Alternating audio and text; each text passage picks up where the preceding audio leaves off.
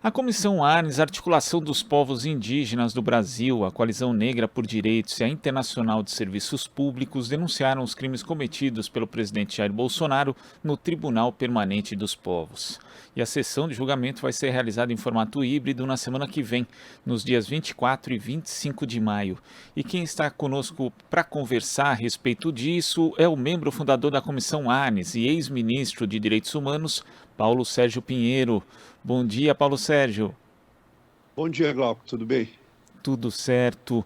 Bom, primeiro eu queria que você explicasse o que é o Tribunal Permanente dos Povos e também como deve ser estruturado esse julgamento de Jair Bolsonaro que começa na próxima semana.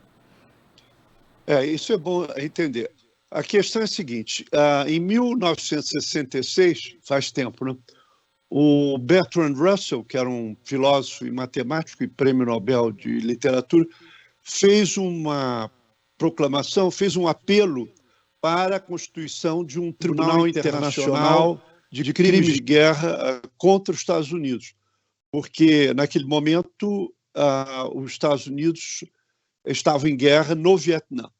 Então, foi constituído um jurado, um júri de um conjunto de pessoas eminentes, presidido pelo filósofo Jean-Paul Sartre, porque o Russell já estava com 93 anos e não podia viajar.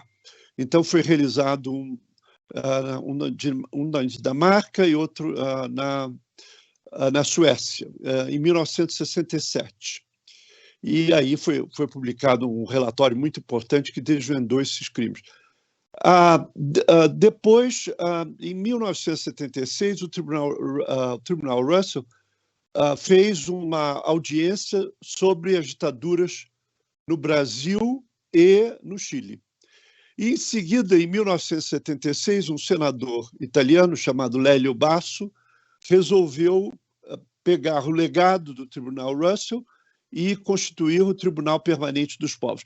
É um tribunal de opinião, não é um tribunal internacional baseado em, por exemplo, em resoluções da ONU, como é o Tribunal Penal Internacional, que é bem conhecido no Brasil, porque, inclusive, a Comissão Arnes fez uma queixa a esse tribunal. O Tribunal Permanente dos Povos é uma entidade civil e já realizou 50 audiências, os temas mais diversos ligados à ecologia, ligado aos direitos políticos, e essa sessão justamente vai ser a 50ª, dedicada ao tema geral da pandemia e o autoritarismo. E, na verdade, ele visa analisar os crimes contra a humanidade praticados pelo presidente Bolsonaro.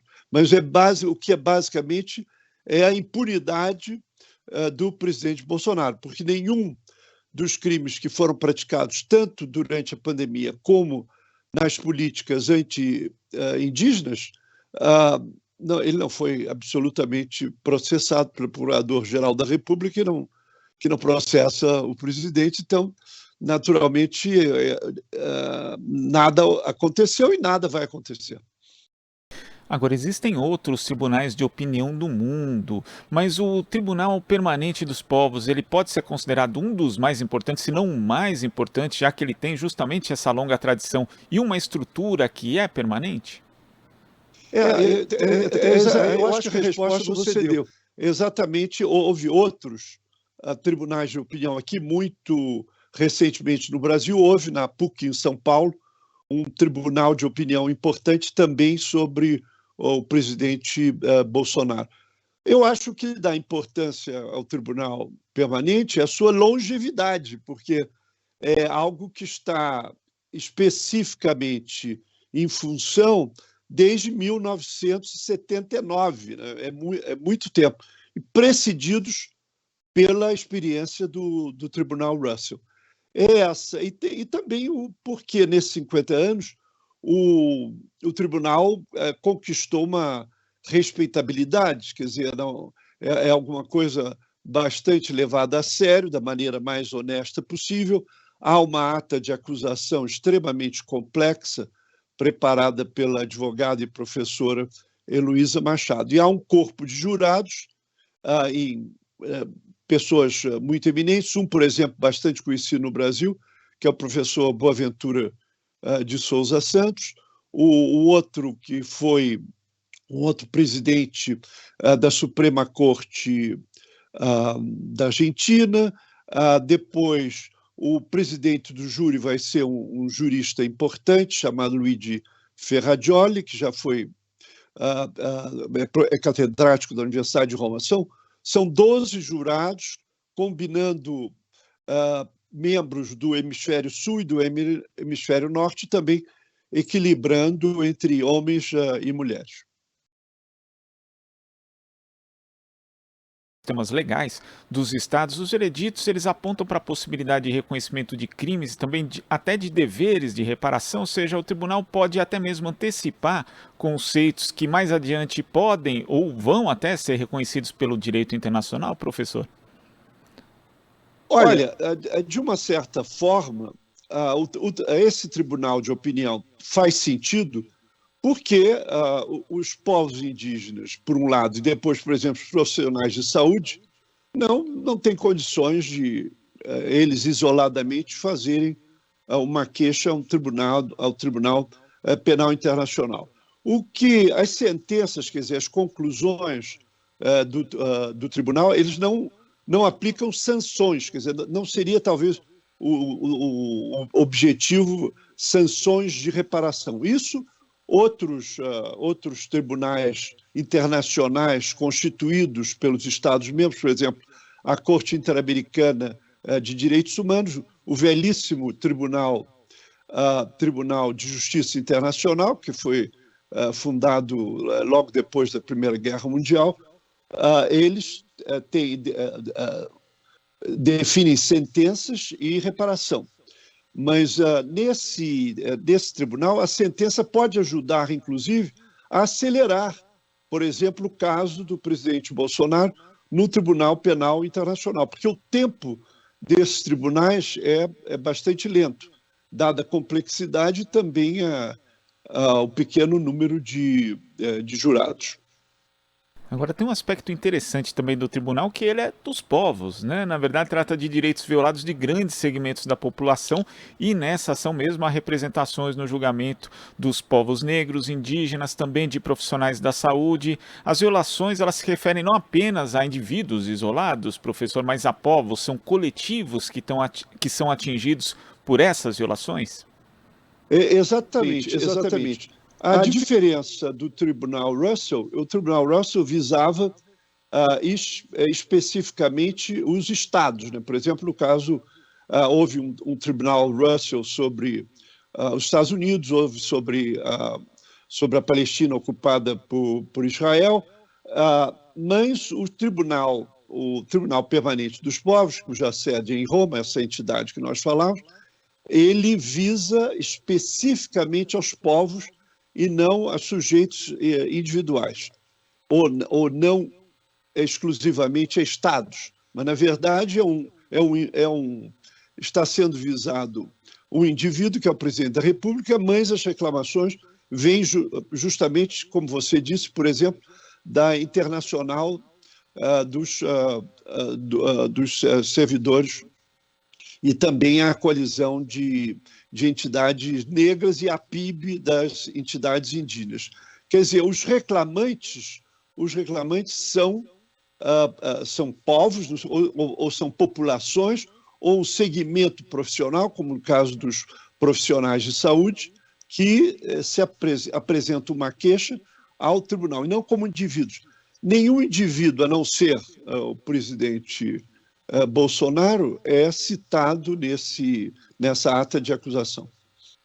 Agora, em relação justamente à questão do âmbito do direito internacional, né, de outros processos que correm, por exemplo, no Tribunal Penal Internacional. Como você mencionou, Paulo Sérgio, são processos que correm de forma mais lenta, mas hoje existe alguma perspectiva de punição? Claro que não vai ser justamente nesse ano, principalmente, que é um ano eleitoral, mas em anos seguintes, em relação àquilo que foi feito pelo governo do presidente Jair Bolsonaro, em especial durante o decorrer da pandemia? Olha, ah, primeiro dizer que, só para repetir, que o presidente vai gozar de total impunidade. Quer dizer, eu nem preciso usar a minha bola de cristal para achar que ele é impune. Quer dizer, o Procurador-Geral da República, em 3 anos, não fez nenhuma acusação, não é nas vésperas da eleição que vai pôr em questão um dos candidatos, que é o próprio presidente da República. No caso, a sentença do Tribunal Permanente dos Povos, essa sessão, essa audiência que vai ser realizada no Brasil, a sentença deve ser publicada até o mês de julho,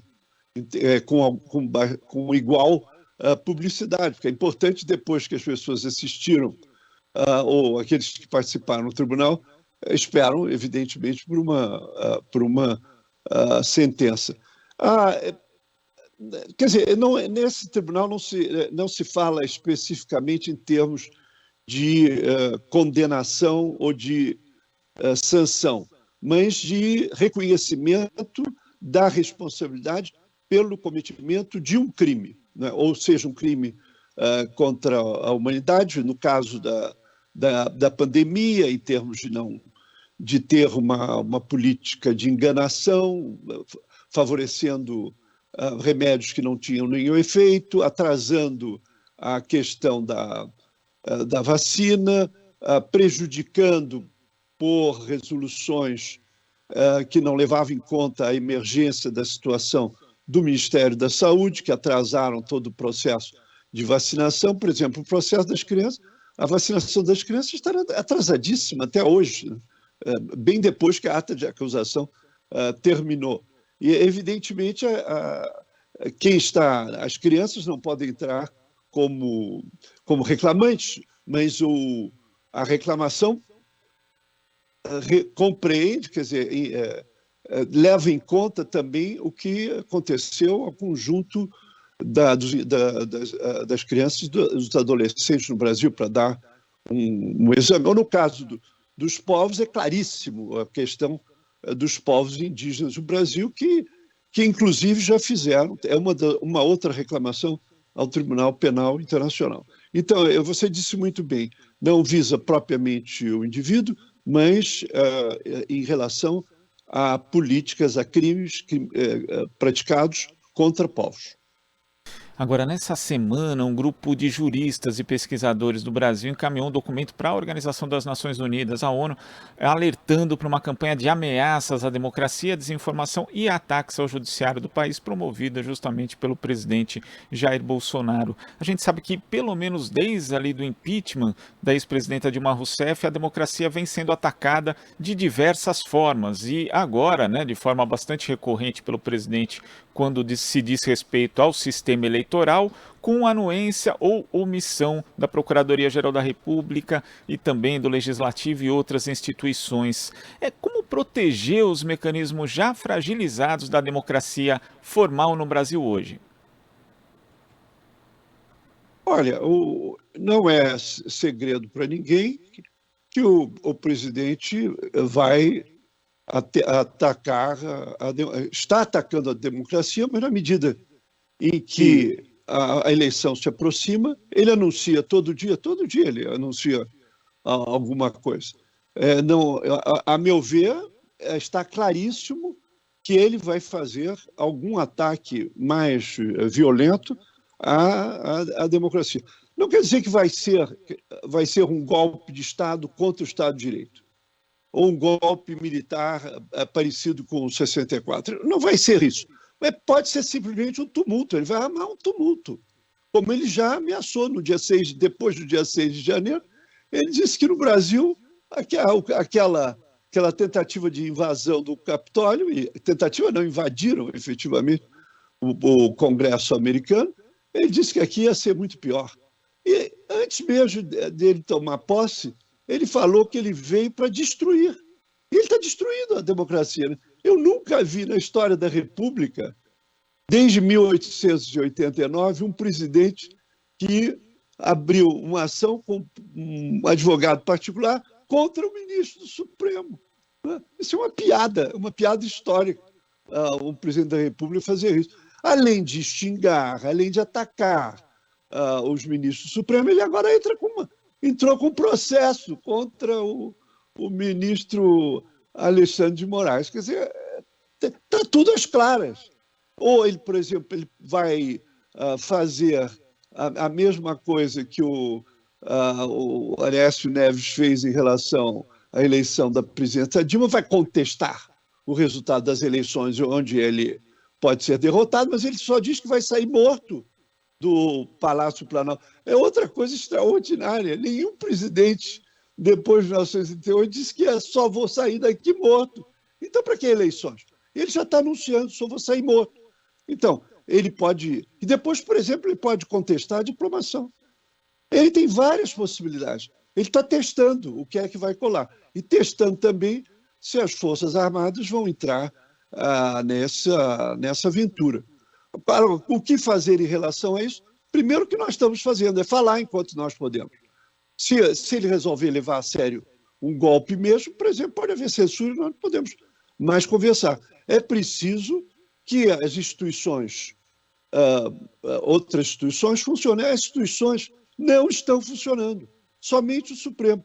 A Câmara de Deputados, não podemos contar com a Câmara de Deputados. Apesar de deputados que são democratas, o presidente da Câmara é um delegado do presidente da República. No Senado, a situação é um pouquinho mais diferenciada, porque o presidente do Senado tem manifestado de maneira mais clara sua oposição a um golpe ou a esses ataques à democracia. É preciso a resistência. Como é que se faz a resistência? A resistência se faz se organizando, como esse manifesto que você disse. E, quer dizer, todos os candidatos a presidente precisam, logo que estiverem legalmente como candidatos, têm que fazer um pacto dizendo que não vão tolerar essa ameaça de golpe. As universidades que estão quietas, talvez por um cálculo racional, dados os ataques que foram feitos às universidades federais, uma historiadora eminente, vice-reitora da Universidade de Minas, até hoje continua sendo processada. Isso é absolutamente um escândalo. As universidades, os reitores precisam falar. Então, logo que os reitores das universidades federais estejam empossados, eles precisam falar sobre a situação. Não é? E sem falar das organizações patronais, os empresários que começam a se manifestar, apesar de os donos de supermercado terem lotado centenas a ouvir todos aqueles impropérios que o presidente fez na semana passada. Quer dizer, eu também não conheço nenhum presidente da República desde 89 que usou palavrões em público. Os presidentes, informalmente, podem falar palavrões, não há nenhum problema. Agora, em discurso, hoje, o discurso o palavrão faz parte do discurso do presidente da República. Esse é outro recorde que nós estamos rompendo. Então, isso tudo é extremamente revelador. O presidente ele está preparando algo que vai tumultuar, como ele tumultua denunciando as urnas eletrônicas que o elegeram por mais de 20 anos. Ele nunca contestou essas urnas eletrônicas. Então, esse é um programa de solapar os fundamentos da democracia que nós reconquistamos, e todos aqueles que morreram foram sequestrados, torturados. O presidente celebra a tortura. Isso é celebrar um crime contra a humanidade, isso é extraordinário. Paulo Sérgio, queria agradecer a sua participação aqui no Jornal Brasil Atual de hoje, inclusive esse alerta muito importante em relação à mobilização pela defesa da democracia brasileira, e as pessoas que quiserem, que não puderem ir até a Faculdade de Direito do Largo São Francisco, da USP, onde vai acontecer parte do julgamento, que também acontece em Roma, podem acompanhar essa transmissão também nos dias 24 e 25 pelo YouTube e pelas redes sociais. Ótimo. Muito obrigado. Foi um prazer começar o dia com você aqui. O prazer foi nosso. Conversamos aqui com o membro fundador da Comissão Anis e ex-ministro de Direitos Humanos, Paulo Sérgio Pinheiro. Você está ouvindo Jornal Brasil Atual. As notícias que os outros não dão.